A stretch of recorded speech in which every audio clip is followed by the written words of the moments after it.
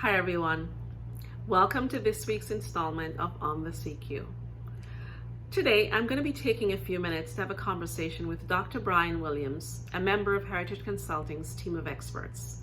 And we're going to be unpacking the topic, creating and managing one's personal brand.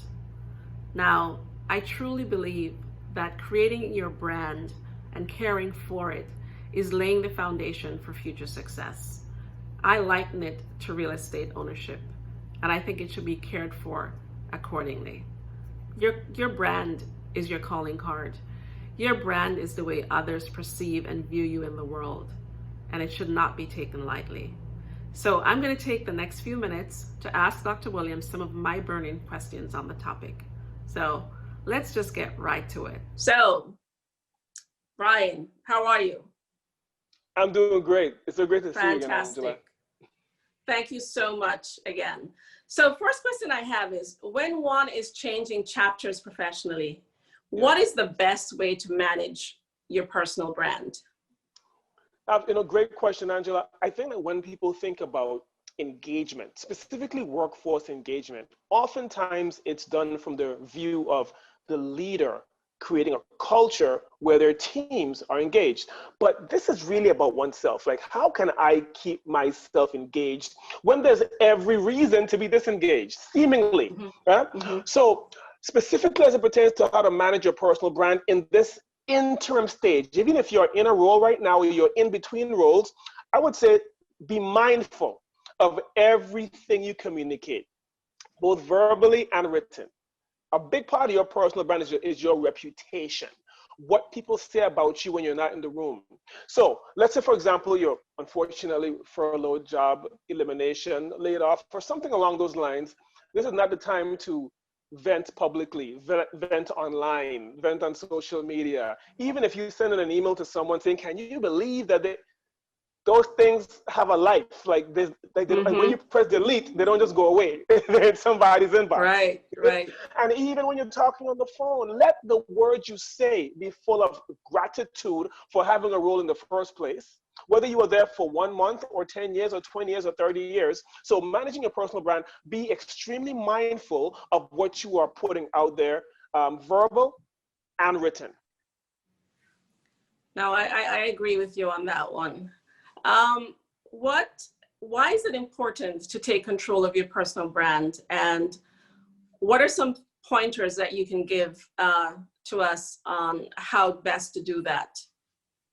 Absolutely. I think first and foremost, when we talk about your personal brand, you were never intended to have your value and your worth to be tied to a company. It's great to work in great companies. It's great to work somewhere for many years or whatever the case is. But your value, your worth far surpasses an organization. So let's start there. So you, Angela Reed, you are Angela Reed LLC. You are Angela Reed Incorporated. You are Angela Reed Inc. No matter where you work, no matter where you happen to be, your mission is to add value in whatever place, whatever room you're in, whatever team you're on, whatever department you're in, your job is to add value. So with that being said, when it comes to managing your personal brand, I would say how to take control of your personal brand rather. The first thing is be clear on what it is. Be clear. And I don't necessarily mean having a nice and neat sentence, but like, what is your personal brand? What do you want to be known for? What would you like others to say about you? For example, for me, my personal brand is I love to help people serve other people. My personal brand is about providing not only encouragement, but providing service. How can people treat other people well? How can people treat themselves well? That's an overarching sense. Everything I've written, all the books I've written, conferences I've planned, keynotes I've attended or spoken at, it all kind of wraps itself around that aspect. But number two, I would say after you're clear on what your brand is, practice articulating it. It should be very clear, it should flow off. Like my personal brand specifically is I help other people serve their customers well. Period.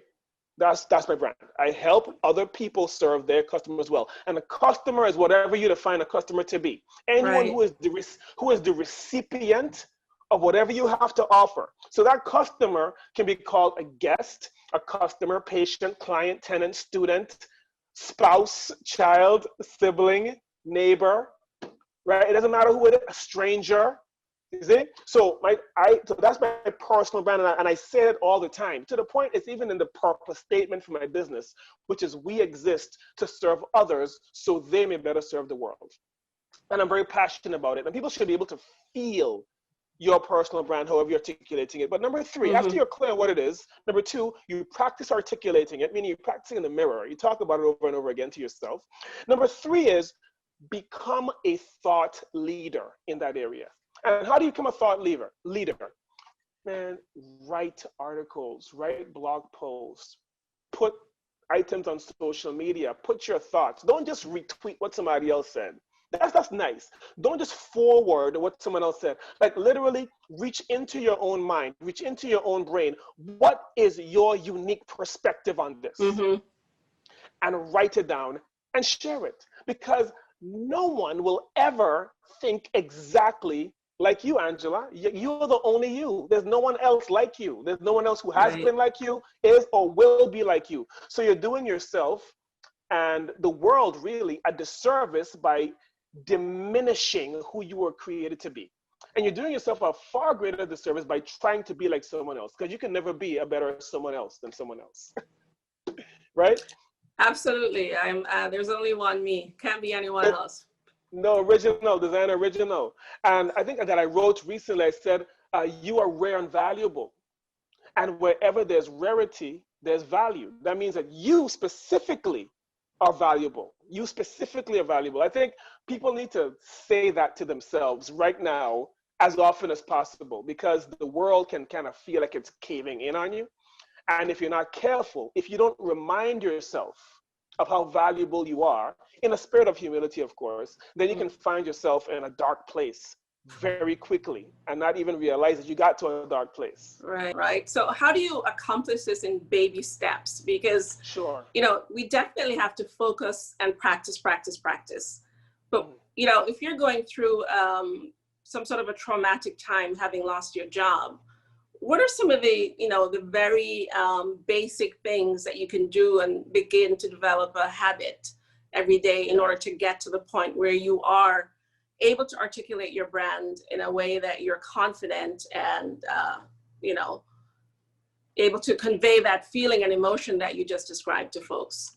Absolutely. I would say, honestly, start with deep breathing. It may sound like, really, I know how to breathe, but I'm telling you it works. Particularly if something traumatic happened, like you unexpected job loss or whatever the case is. Pause and practice paying attention to your breath. You'll find that when you're very anxious, when you're worried, when you're stressed, you don't breathe very deeply. Your breaths are very, very shallow, right? Or you're just not breathing at all. So practice paying attention to your breath. That's a very big baby step, right? But it's a very important one. It changed my life personally. But number two, get a piece of paper out or your electronic device, whatever is you're most comfortable with, and start writing down all things you're grateful for. All the things you have, not had. Because if you focus on what you don't have, then that just leads your heart into a place of despair. So a very specific habit you can create is write down what you're grateful for. If you're not sure where to start, my gosh, you're alive. Oh, I'm alive. I can read, I can write. There's food in the fridge. There's people who love me. There's people who I love. Like, write those things down. Then I think the next step, as it pertains to your personal brand, ask yourself, what is my personal brand?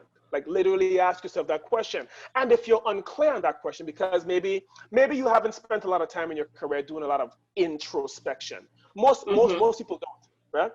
Introspection. Then we can do email about 7 to 10 people, 7 to 10 people minimum, people who know you, friends, family members, past coworkers, whatever the case is. Email them and specifically ask them to reply to you via email or text with what they think is your brand. So you're getting a reflection of your brand through the eyes of other people, because that's really what your brand is anyway, is your reputation. Yeah. It's how So people are seeing you in the world, right? yes, yes. Even if you think about a company, you think about Amazon or Nike or any of these companies, when you see that logo floods your mind with certain Right. perceptions. The logo is a graphical representation of their brand. The same Mm-hmm. way you, Angela, Olivia, you have a brand. So I would say, if you are unclear, if you're kind of hazy or fuzzy on what your personal brand is, I'm telling you, it works. Email or text 7 to 10 people who know you and ask them to reply to you with what they feel is your personal brand. And you will notice some themes, some common themes, because they're talking about you, right? Right. And first of all, the responses you're going to receive are going to be eye-opening. I think some of the things you'll be like, oh, I kind of realized that. Oh, wow, I didn't realize it was that strong, it was that obvious, because chances are very high that whatever other people um, articulate as your personal brand, you may not really value it that much because you may think Mm-hmm. it comes so easily to you. I've been doing that. People think that I'm a really welcoming person. That's my brand. I just do that without thinking. Yeah. Whatever you are exceptional at, chances are you undervalue because it comes so easily to you. And it oftentimes requires someone else to point it out. But the real success with personal branding, which I learned personally, is when you identify that thing, not have an idea about it, but when you identify this is my brand. This is who I am. No filters. This is who I am. And then you seek to appreciate it. And then you seek to learn more about it. And then you Mm-hmm. seek to strengthen it. When you're strengthening your brand on purpose, it opens up all sorts of doors in your So heart, in your true. mind. And oh, yeah, when you lean into it. Like in my case, Angela, for example, I love to meet people. You know that. You met me several times. Mm-hmm. Absolutely. I'm very extroverted. So I love to meet people. If you put me in a room with 100 people I don't know, my natural inclination is to go and meet them. Okay? Yes. Years ago, I got a book on how to, it was called The Little Black Book of Making Connections. So I bought a book on something that I already knew how to do very well. And it amplified something that I already knew how to do. And it took it to a whole other level, to the point where I became even more known for that. I closed Mm-hmm. business deals because of it, specifically for me intentionally leaning into what I felt was my personal brand. Excellent. Dr. Bryan Williams, as always, you inspire me. Every time we speak, I learn something new about myself and obviously, others as well. But thank you so much for joining on the CQ this week. And we look forward to welcoming you back sometime soon. Oh, thank you so much for having me. Thank you so much. It was a great conversation. I appreciate you and your team very much.